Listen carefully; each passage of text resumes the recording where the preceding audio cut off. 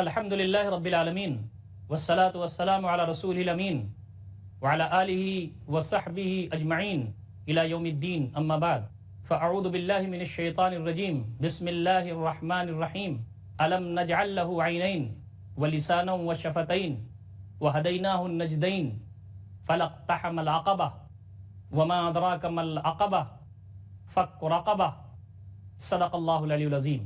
محترم ناظرین کرام، بزرگوں، نوجوان بھائیوں، قابل احترام ماں اور بہنوں، آج کی گفتگو کا عنوان ہے اسلام میں خدمت خلق کی اہمیت۔ مخلوق کی خدمت یہ شرف ہے۔ اسلام نے مخلوق کی خدمت کرنے کو اعزاز و شرف کا مقام دیا ہے، اور یہ ذمہ داری متعین کی ہے کہ بحیثیت مسلمان تمہاری ذمہ داری قرار پاتی ہے کہ تم جو مخلوق ہے اس کی تم ضرورتیں پوری کرو، چاہے وہ مسلمان ہو چاہے وہ غیر مسلم ہو۔ انسانیت کی بنیاد پر تمہارا رب ایک ہے، تمہارے ماں باپ ایک ہیں، تمہاری رگوں میں ایک ہی خون دوڑ رہا ہے، تم بنیے نو انسان ہو۔ ہیومن کائنڈ کی بنیاد پر، انسانیت کی بنیاد پر، ہیومنٹی کی بنیاد پر تمہیں ایک دوسرے کی مدد کرنا ہے۔ اور اسلام نے یہ بتایا کہ یہ اونچا مقام ہے، یہ اخلاق کی بلندی ہے، اور اس کو شریعت سے اس طرح سے جوڑا کہ جو شخص کسی بندے کی مدد میں ہوتا ہے اللہ تعالیٰ اس کی مدد میں ہوتا ہے۔ قرآن مجید کی تفصیلات انشاءاللہ گفتگو میں آئے گی۔ میں گفتگو کا آغاز اس واقعے سے کرنا چاہتا ہوں جو نبی اکرم صلی اللہ علیہ وسلم کی وحی کے آغاز کا واقعہ ہے۔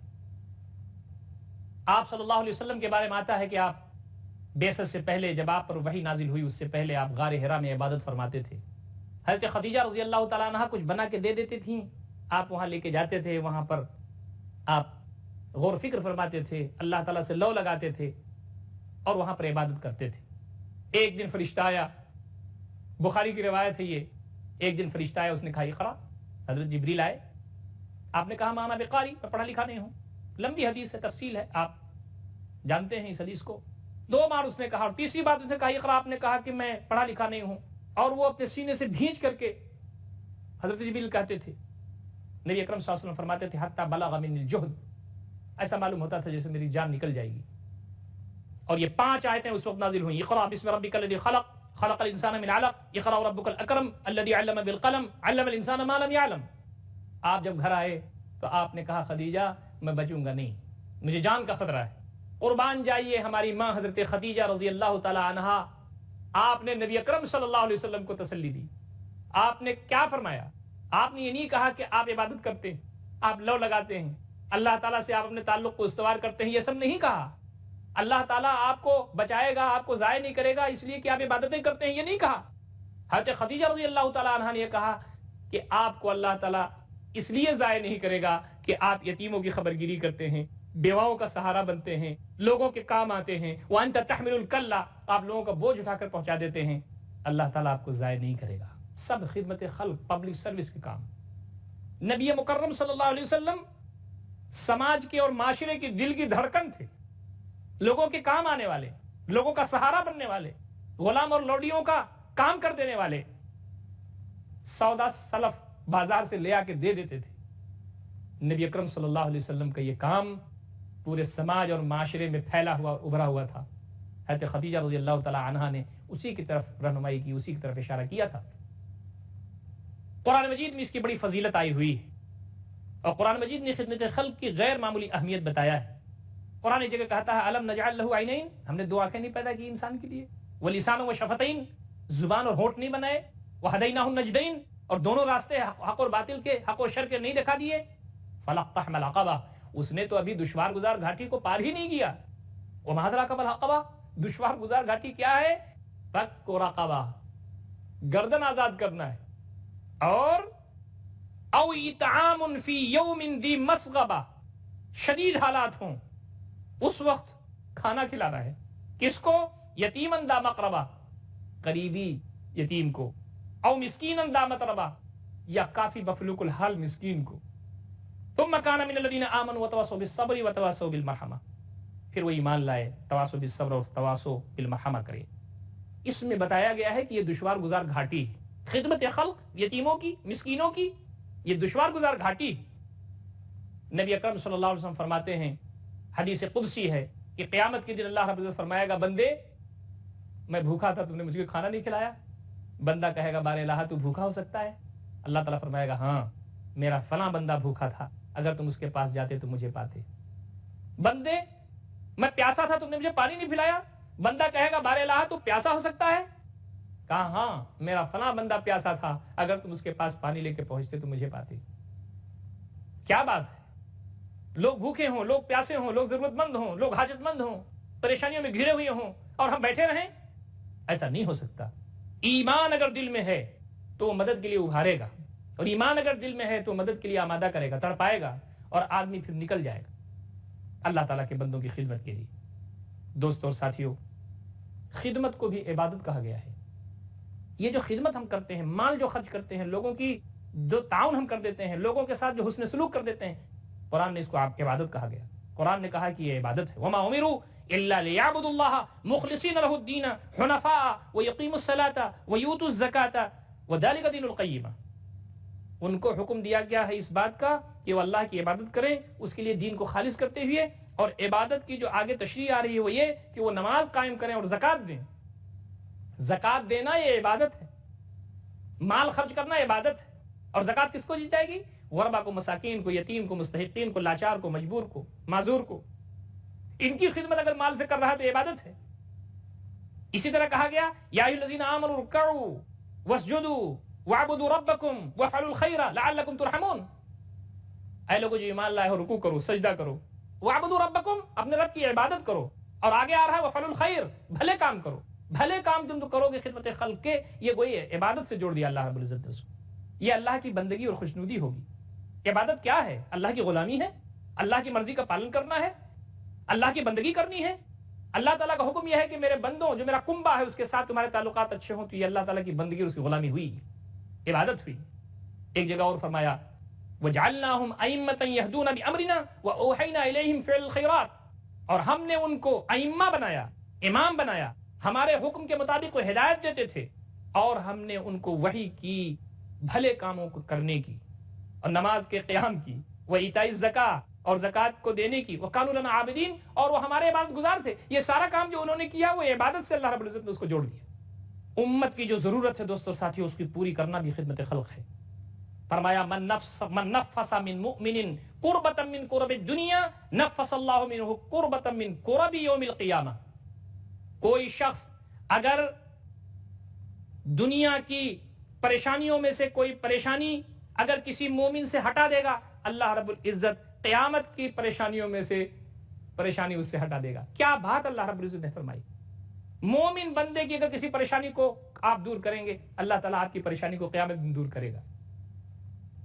بندے کی, مومن کی خدمت, بندے مومن کی خدمت, یہ گویا امت سے جوڑ دیا. امت کا ہر فرد اس کا یہ حق ہے کہ اس کی مدد کی جائے, اس کی خدمت کی جائے, اس کے ساتھ اچھا سلوک کیا جائے. وَمَن يَسَّرَ عَلَى مُعْسِرٍ يَسَّرَ اللَّهُ عَلَيْهِ فِي الدُّنْيَا وَالْآخِرَةِ. جو کسی تنگ دست شخص کے لیے آسانی پیدا کر دے, اللہ رب العزت دنیا میں بھی اس کے لیے آسانی پیدا کرے گا, اور آخرت میں بھی اس کے لیے آسانی پیدا کرے گا.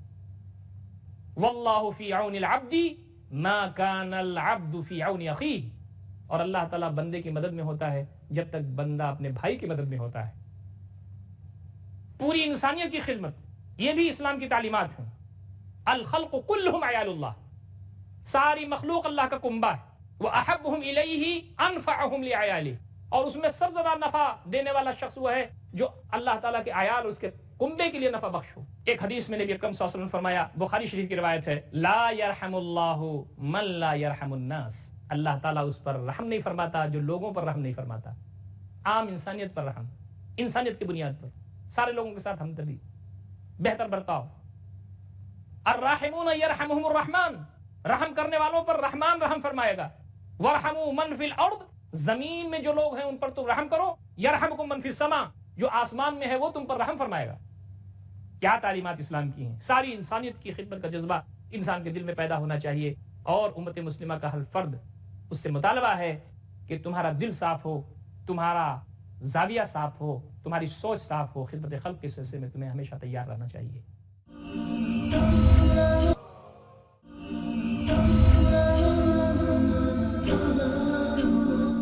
خدمت خلق کے مستحقین کون لوگ ہیں؟ کون لوگ ہیں جن کو خدمت خلق جن کے ساتھ ہوگا؟ ان کا بھی تذکرہ بڑے اختصار کے ساتھ کر دینا مناسب محسوس ہوتا ہے۔ والدین، سب سے پہلے خدمت کے مستحق والدین ہیں۔ وبالوالدین احسانا، والدین کے ساتھ حسن سلوک کرو، اور جتنی بھی خدمتیں ہو سکتی ہیں، جتنے بھی احسانات ہو سکتے ہیں، جتنے بھی اچھا برتاؤ ہو سکتا ہے، وہ والدین کے ساتھ ضروری ہے۔ انشکر لی ولی والدیک، میرا شکریہ ادا کرو اور اپنے والدین کا شکریہ ادا کرو۔ رشتہ داروں کا حق ہے، وہ خدمت خلق کے مستحق ہیں۔ وبذی القربہ، قرابت داروں کے ساتھ تمہارا بہتر تعلق ہونا چاہیے۔ یتیموں کے ساتھ حسن سلوک، یتیموں کے ساتھ حسن سلوک۔ آپ دیکھیں آبادی کے اندر یتیم موجود ہے، جس کا باپ مر چکا ہے، جس کی ماں موجود ہے، بیوہ ہے، جس کے جذبات عجیب انداز کے ہیں۔ لوگ اپنے بچوں کی کفالت کر رہے ہیں، اچھا کپڑا بنوا رہے ہیں، ان کے لیے کھلونے لا رہے ہیں۔ بچہ بھی خود دیکھتا ہے تو کہتا ہے مجھے کھلونے نہیں ملتے۔ ماں سوچتی ہے کہ کاش کہ ہمارے شوہر ہوتے تو اس کی ضرورتیں پوری کرتے۔ اندھیرا ہے سامنے آنکھوں کے۔ اسی لیے نبی اکرم صلی اللہ علیہ وسلم نے فرمایا میں اور یتیم کی کفالت کرنے والے جنت میں ایسے ہوں گے۔ کون یتیموں کی کفالت کرے گا؟ جسے اس بات کا استحضار ہو کہ کوئی دیکھ رہا ہے نہ دیکھ رہا ہو، وہ تو دیکھ رہا ہے جو سب کو دیکھ رہا ہے۔ میری ہر حرکت و عمل سے وہ واقف ہے، مجھے انشاءاللہ اللہ تعالیٰ کے ہاں بدلہ ملے گا، ایک ایک ادا کا بدلہ ملے گا۔ وہ یتیموں کے ساتھ حسن سلوک کرے گا۔ مسکین کے ساتھ بھی حسن سلوک۔ کہا فآت ذی القربى حقہ والمسکین وابن السبیل ذلک خیر للذین یریدون وجہ اللہ واولئک هم المفلحون۔ قرابت داروں کا حق ادا کرو اور مسکین کا حق ادا کرو اور مسافر کا حق ادا کرو۔ مسکین کا حق ادا کرنا یہ بھی ذمہ داری ہے۔ وفی اموالہم حق معلوم وفی اموالہم حق للسائل والمحروم۔ اور مسکین کے بارے میں یہ بتایا کہ وہ مسکین تو ایک وہ ہوتا ہے جو مانگتا پھرتا ہے، مسکین تو وہ ہوتا ہے جس کے جسم سے لگتا ہے کہ مسکینیت ٹپک رہی ہے، اس کو بھی دینا ضروری ہے۔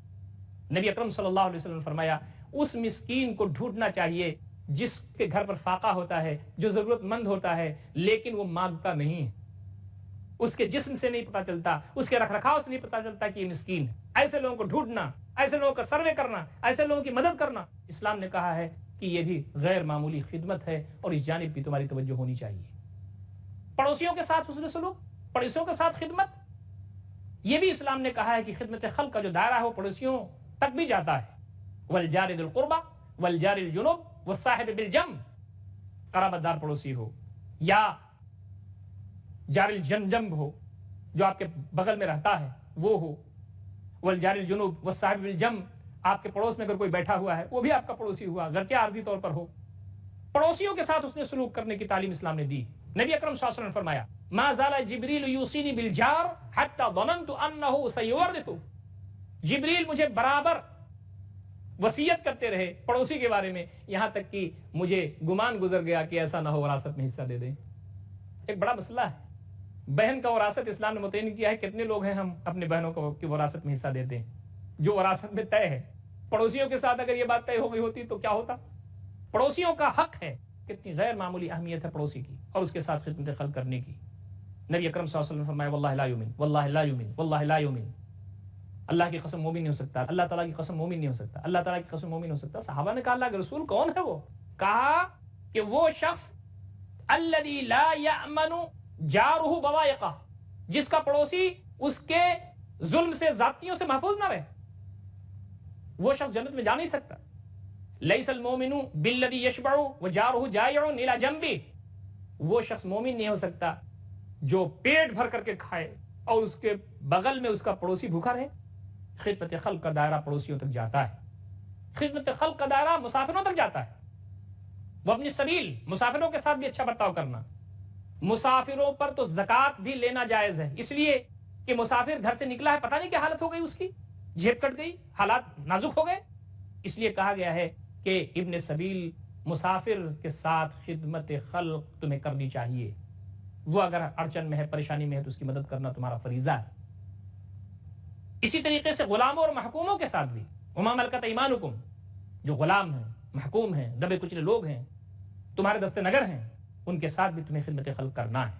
خدمت خلق بذریعہ مال، مال کے ذریعے خدمت خلق۔ خدمت خلق کا دائرہ تو بہت وسیع ہے۔ خدمت خلق صلاحیت کے ذریعے ہو سکتا ہے. خدمت خلق اللہ کے مخلوق کی خدمت صلاحیت کے ذریعے بھی ہو سکتی ہے. اللہ تعالیٰ کے مخلوق کی خدمت وقت کے ذریعے بھی ہو سکتی ہے. اللہ تعالیٰ کے مخلوق کی خدمت مال کے ذریعے بھی ہو سکتی ہے. اور مال یہ زیادہ ایفیکٹو ہے, زیادہ فعال ہے, زیادہ فائدہ مند ہے. اس لیے اس کے بارے میں تھوڑی گفتگو ہم آگے بڑھائیں گے. کہا قرآن مجید نے وفی اموالہم حق معلوم للسائل والمحروم. سورہ ذاریات میں بھی آیت موجود ہے اور سورہ معارج میں بھی آیت موجود ہے. وفی اموالہم حق معلوم للسائل والمحروم. ان کے مال میں متعینہ حق موجود ہے سائل کا اور محروم کا. سائل کا اور محروم کا. سائل ہے بیچارہ مانگ رہا ہے, محروم ہے. صدقہ کا جو تصور ہے, مال خرچ کرنے کا جو تصور ہے, لوگوں کو دینے کا جو تصور ہے, خدمت خلق میں مال کے ذریعے لوگوں کی مدد کرنے کا جو تصور ہے, اس کے بارے میں کہا گیا کل معروف صدقہ. ہر بھلائی صدقہ ہے. مال بھی صدقہ ہے. صدقہ کا تصور غیر معمولی ہے. آپ مسکرا کے اپنے بھائی سے اگر مل لیں یہ بھی صدقہ ہے. آپ اگر کسی کی مدد کر دیتے ہیں چھوٹی سی بھی, وہ صدقہ ہے. کہا ہلکی سی چھوٹی سی بھی اگر معروف کی کوئی چیز ہے, بھلائی کی کوئی چیز ہے, اس کو حقیر نہ جانو. یہاں تک کہ اگر تم اپنے بھائی سے مسکرا کے ملتے ہو تو یہ بھی صدقہ ہے. اور یہ بھی معمولی چیز نہیں ہے, بڑی چیز ہے. اگر ہمارے پاس مال نہیں ہے, اسباب نہیں ہے, اور اگر ہم اس طرح کے لوگ جو مستحق ہیں ان کے پاس جا کر کے کلمہ خیر کہتے ہیں, ان کو تسلی دیتے ہیں, ان کی ڈھارس بڑھاتے ہیں, یہ بھی بہت بڑی بات ہے. اس کو بھی خدمت خلق میں جوڑا گیا ہے. نبی صلی اللہ علیہ وسلم فرمایا اتقوا النار ولو بشق تمرہ. تم آگ سے بچو چاہے وہ کھجور کا ایک ٹکڑا ہی کیوں نہ ہو. فَإِن لَمْ يَكُنْ فَبِكَلِمَةٍ طَيِّبَةٍ. بتائیے کیا رہنمائیاں ہیں قیامت تک کے لیے نبی اکرم صلی اللہ علیہ وسلم کی. کہا کہ اگر کھجور کا ٹکڑا بھی تم کو نہیں ملتا آگ سے بچنے کے لیے تو کلمہ طیبہ ہی کہہ دو, اچھی بات ہی کہہ دو. اس کے ذریعے بھی اللہ رب العزت خوش ہوگا. کم سے کم وہ بندہ جس سے تم کہہ رہے ہو اس کی ڈھارس بنے گی, اس کے دل میں اطمینان و تسلی ہوگی, اس کو سکون حاصل ہوگا. یہی کچھ کم نہیں ہے. اگر تمہارے پاس حالات نہیں ہیں, اللہ رب العزت تم کو جہنم کے عذاب سے بچائے گا. کیا تصور اسلام نے دیا ہے. اس کے ماننے والے اگر اس پر عمل کریں, اپنی زندگی کو اس کے مطابق گزاریں, تو غیر معمولی تبدیلی ان کی زندگیوں میں آ سکتی. وقتی جو خدمات ہیں اس کی بھی غیر معمولی اہمیت. آسمانی سلطانی مصیبتیں آ جاتی ہیں, زلزلہ آ جاتا ہے, کبھی سیلاب آ جاتا ہے, کبھی کسی کا گھر جل جاتا ہے, کبھی کچھ حادثات ہو جاتے ہیں. اس وقت وقتی طور پر جو کام کرنا ہے خدمت خلق کا, وہ بھی غیر معمولی اہمیت کا حامل ہے. یہ انڈیکیٹ کرتا ہے کہ دل میں ایمان ہے. یہ انڈیکیٹ کرتا ہے کہ استحضار رب ہے, اللہ کا ذکر ہے, اللہ کی یاد اس کے دل و دماغ میں ہے. وہ اس دنیا میں تو رہتا ہے لیکن وہ آخرت کے لیے کھیتی کر رہا ہے, اور اس کے ذہن میں یہ بات ہے کہ اللہ رب العزت خوش ہو جائے اور مجھے اللہ کی خوشنودی حاصل ہو جائے, مجھے جنت حاصل ہو جائے. اللہ تعالیٰ کس سے خوش ہو جائے گا, کیسے اللہ کی رضا حاصل ہو جائے گی, اس کے لیے تڑپتا ہے. کھانا کھلانا وقتی طور پر ضرورت پڑ سکتی ہے کہ کھانا کھلایا جائے. سیلاب آ گیا ہے, زلزلہ آ گیا ہے, لوگ پریشان حال ہیں, کھانا کھلانے کی ضرورت پڑتی ہے. دن رات دنیا میں حالات بدلتے ہیں, اس طرح کی پریشانیوں میں لوگ آتے ہیں. ذمہ داری یہ ہے کہ کھانا کھلایا جائے. وَيُطْعِمُونَ الطَّعَامَ عَلَىٰ حُبِّهِ مِسْكِينًا وَيَتِيمًا وَأَسِيرًا. مومنین کی صفتیں بیان کی گئی ہے کہ وہ کھانا کھلاتے ہیں اس کی محبت اور اس کی ضرورت کے باوجود. خود ان کو ضرورت ہے کھانے کی. کس کو کھلاتے ہیں؟ مسکین کو کھلاتے ہیں, یتیم کو کھلاتے ہیں, قیدی کو کھلاتے ہیں. اور کیا کہتے ہیں معلوم ہے؟ انما نطعمکم لوجہ اللہ. ہم اس کو اللہ تعالیٰ کے لیے کھلا رہے ہیں. ولا نريد منکم جزاء ولا شکورا. اور ہم اس پر نہ کوئی بدلہ چاہتے ہیں اور نہ کوئی شکریہ اور تھینکس چاہتے ہیں. جو چاہتے ہیں مطلب رب سے چاہتے ہیں. کانسیپٹ کلیئر کر دیا. احسان جتانا جائز نہیں ہے, شکریہ کی امید رکھنا, بدلہ مل جائے گا کچھ. بے لوث خدمت کرے گا. دل کی رگوں کی گہرائیوں میں جو جذبہ ترحم پیدا ہوگا اور جو آدمی متاثر ہوگا دین اسلام کی تعلیمات کی طرف, کوئی بھی ہستی پھر اس کو دین اسلام کی طرف آنے سے روک نہیں سکتی ہے. یہ بندے مومن سے مطالبہ ہے. اسی طریقے سے فرمایا کہ افشوا السلام وَأَطْعِمُوا الطَّعَامَ وَصَلُّوا بِاللَّيْلِ وَالنَّاسُ النِّيَامُ تَدْخُلُوا الْجَنَّةَ بِالسَّلَامِ. نبی صلی اللہ علیہ وسلم فرمایا کہ سلام کو رواج دو اور کھانا کھلاؤ, اور رات میں اٹھ کر کے نماز پڑھو. جب لوگ سو رہے ہوں جنت میں تم سلامتی کے ساتھ چلے جاؤ گے. کھانا کھلانا کوئی معمولی چیز, ہم اس کو بہت معمولی سمجھتے ہیں, لیکن غیر معمولی چیز ہے دوستوں اور ساتھیوں. اس کے سلسلے میں ہم تمام کو بڑی سنجیدگی کے ساتھ سوچنا چاہیے.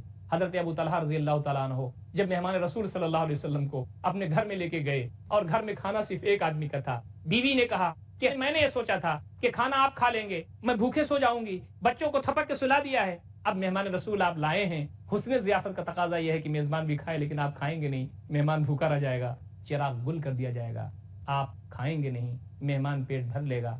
یہ جو اسٹریٹجی حکمت عملی اپنائی گئی، کس کے لیے اپنائی گئی تھی؟ اللہ تعالیٰ کے لیے۔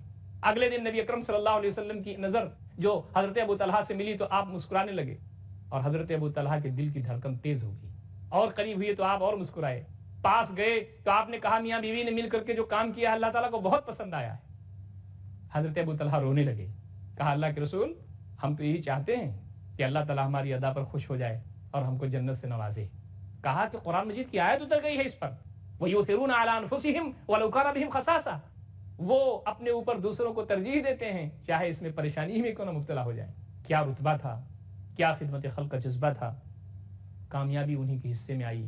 ہم بھی اس راستے پہ چلیں گے، ہم بھی کامیاب ہوں گے۔ دوستو، پانی پلانا کوئی معمولی بات ہے؟ ہر چیز کو اللہ تعالیٰ آخرت سے جوڑتا ہے، ہر چیز کو اس جگہ سے جوڑتا ہے جہاں آدمی دانے دانے کو، ایک ایک قطرے کو محتاج ہوگا، وہاں یہ چیز ملنا کتنی عظیم الشان۔ ہم ایک مومن کو پانی پلانا ایک معمولی چیز سمجھتے ہیں، غیر معمولی چیز انڈیکیٹ کرتا ہے کہ اپنے رب کے بندے ہیں اور اپنے رب کی طرف ہمیں لوٹ کر کے جانا ہے۔ لباس فراہم کرنا، کپڑا کسی کو دے دینا، کپڑا پہنا کے تو دیکھیے اس شخص کو جس کے پاس کپڑا نہ ہو۔ ہم اور آپ تو پرانا کپڑا دیتے ہیں، ٹھیک ہے اس کی بھی اہمیت ہے، لیکن نیا کپڑا بنا کے دینا، نیا کپڑا بنا کے دیں گے تو اس کا رتبہ الگ ہی ہے۔ سوچنے کی ضرورت ہے، غور کرنے کی ضرورت ہے۔ مریض کی عیادت، جو حقوق ہیں ایک مسلم کے دوسرے مسلم پر، ایک بندے کے دوسرے بندے پر، وہ یہ ہے کہ جب بیمار ہو تو اس کی عیادت کی جائے۔ عیادت کرنے جب آدمی جاتا ہے تو غیر معمولی ثواب ہے۔ مسکینوں اور بیواؤں کی خدمت کرنا، کہا الساعی علی الارملۃ والمسکین کالمجاہد فی سبیل اللہ، جو شخص محنت اور مشقت کرتا ہے، دوڑ دھوپ کرتا ہے بیواؤں کے سلسلے میں، مسکین کے سلسلے میں، وہ جیسے اللہ کے راستے میں جہاد کر رہا ہو، مجاہد کا درجہ ہے اس کا۔ والقائم اللیل والصائم النہار، رات بھر عبادت کرنے والا اور دن بھر روزہ رکھنے والے کا جو ثواب ہے وہ بیواؤں کی کفالت کرنے، ان کے لیے کوشش کرنے اور مسکینوں کی خبرگیری کرنے کا ثواب ہے۔ دوستو، اس کے ساتھ ساتھ اس میں اخلاص بھی ضروری ہے، احسان جتا کر کے اپنے ثواب کو ختم نہیں کرنا ہے۔ میں آپ کے سامنے آخر میں بات عرض کرنا چاہتا ہوں کہ خدمت خلق کا جو مقصد ہے رضا الہی کا حصول ہے۔ خدمت خلق ہے، لوگوں کی خدمت ہو، مخلوق فائدہ اٹھائیں، اور سب سے آخری بات یہ ہے کہ اسلام کا تعارف ہوگا، اس کے ذریعے اسلام کا بول بالا ہوگا، لوگ اسلام کے دائرے میں اس کی رحمت، اس کے فیضان کو دیکھ کر کے آئیں گے، اور اللہ تعالیٰ کے اس دین پر چل کر کے دنیا بھی ان کی سنورے گی اور آخرت بھی سنورے گی۔ تو گویا خدمت خلق یہ دعوت سے بھی جڑ جاتا ہے۔ اسلام میں خدمت خلق کا جو تصور ہے غیر معمولی ہے، ہم تمام کو اس پر سنجیدگی سے غور کرنے کی ضرورت ہے۔ اللہ تعالیٰ ہم تمام کو اس پر غور کرنے، اس پر عمل کرنے اور اس کے سلسلے میں جو کچھ ہمارے پاس ہو اس کو اس راستے میں لگانے کی توفیق عنایت فرمائے۔ اقول قولی ھذا استغفر اللہ لی ولکم اجمعین واستغفروہ انہ الغفور الرحیم وآخر دعوانا ان الحمد للہ رب العالمین والسلام علیکم ورحمۃ اللہ وبرکاتہ۔